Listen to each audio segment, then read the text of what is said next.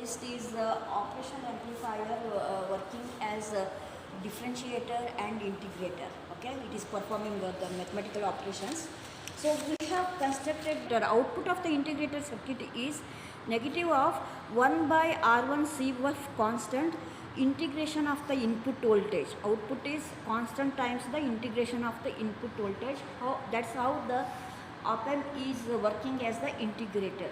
So what we are doing is we give the signal for input signal through the function generator, okay, according to the circuit diagram.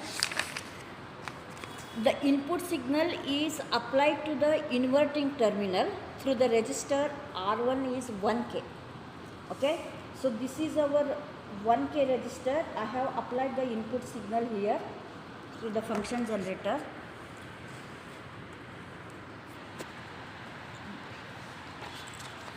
The combination of CF and RF, which is 0.01 microfarad and 10 kilo ohms, is connected. They behave like the feedback components. They are connected between pin number 2 and pin number 6. As you can see, the 10K resistor and 0.01 microfarad capacitor are connected parallelly between pin number 2 and pin number 6. So the output is measured across pin number 6 with respect to ground, and pin number 3, that is the non-inverting terminal, is directly connected to ground. There is no component for that. As usual, our dual power supply connection, plus 12 volts to pin number 7, minus 12 volts to pin number 4, and the middle terminal is connected to ground. That is the connections of the op-amp as integrator. We are displaying both the input voltage and the output voltage on the CRO, taking both the channels. As you can see here, the red color indicates the input signal, which is the pure sinusoidal voltage, and the output is on the second channel, that is the below one. As you know, the integration of the sine wave, integration of sine is cos. The waveform is also represented by the same sine, sinusoidal waveform, but with a phase difference. For the proper integration of the input signal, we are choosing the frequency of the input signal should be high, around 8 to 10 kilohertz. So I have fixed it for 8.2 kilohertz. Now, if I display the input signal, and above that I will merge the output also, which is also sinusoidal signal. You can see the integration of sine wave is cos wave, and with the phase difference of 90 degrees theoretically, okay. So if you measure calculate the phase difference between the input and the output signal using the formula that is given by, to calculate the practical phase difference, the formula is 360 into small t divided by capital T, where small t is the distance between the input and the output signal along x-axis, as the time period is measured along x-axis, and capital T is the time period of one complete cycle, either input or output. The time period remains the same, distance between the two peaks. So calculate small t, determine the small t and the capital T and put it in the equation. You will find the phase difference practically that is equal to almost the same as the theoretical value, that is 90 degrees. The next thing is to draw the waveform. In this experiment, no tabular column, only you have to study the output waveform for the different input signal and representing them one below the other. So this is the sine wave. Output is the cosine, that is also represented by the same sinusoidal voltage, but with lagging network. As you can see here, output voltage lags the input voltage by 90 degrees. I'm sorry, the integrator. For the integrator is the leading network. Output voltage leads the input voltage once again by 90 degrees. So this, if you draw one above the other, the input and the output signal, this is the wave pattern of the sine wave for the integrator.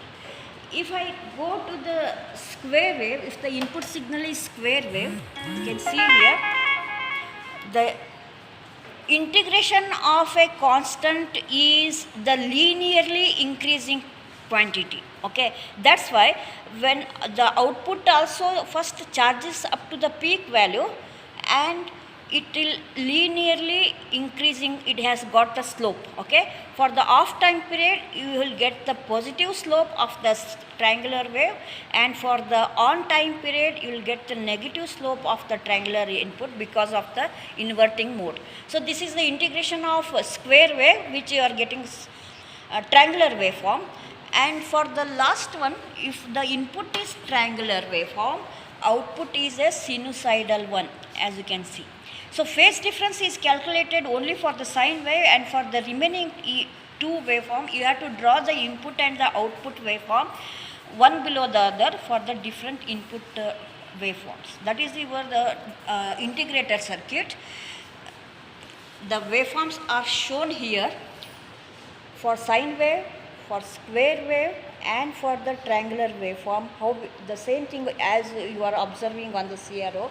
This is the relation between the input and the output waveform. That is the integrator.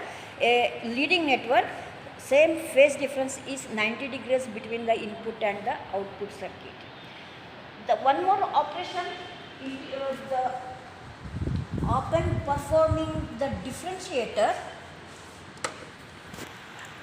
For the proper differentiation, the circuit diagram you can see here, the only difference between the integrator and the differentiator circuit is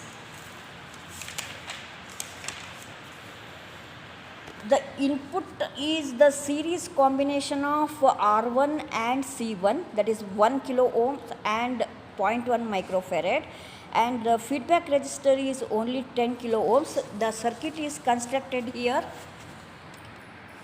1K and 1.1 microfarads are connected in series to the pin number 2. The other end of the 1K is connected to the input signal. The input signal other end is grounded as usual. Okay. Next, as usual, the pin number 3 is directly grounded. 3 is grounded.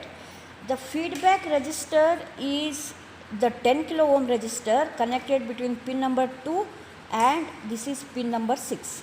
So on the CRO we are displaying the input and output waveforms.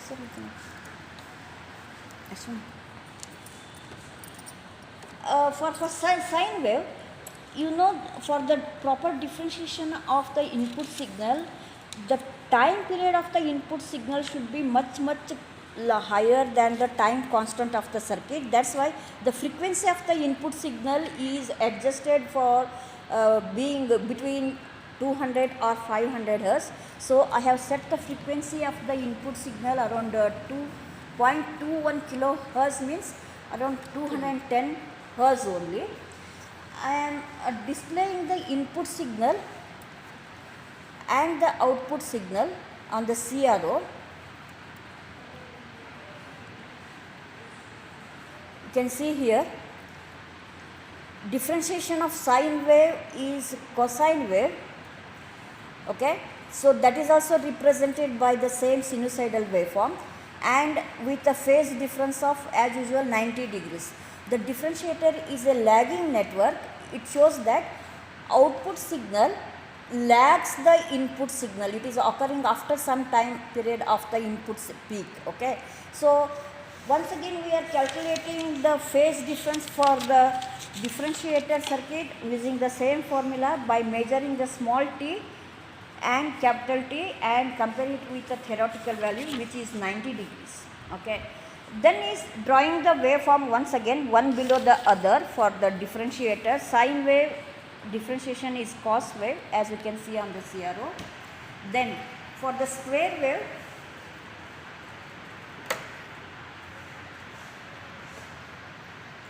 differentiation of the constant, as you know that first it charges up to the peak value and differentiation of the constant is 0. That's why the output voltage after charging to the peak voltage it will reduce to 0 making a spike here. So you can see the alternative positive and the negative spikes for the input square wave, that is the second waveform.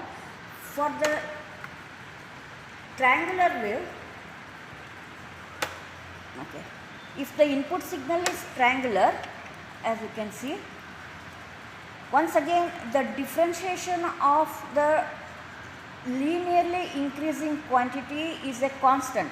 So for the triangular input, you will get the square wave output for the positive slope of time period of the square wave, and for the negative square of on time period. So because of the inversion mode. So once again we are drawing the waveform of a differentiator for the sine wave, square wave and triangular wave. So the study of the experiment tells us the proper integration and the differentiation done by the op-amp, and the phase difference is also calculated, and we are able to draw the waveforms for the different input signals. Thank you.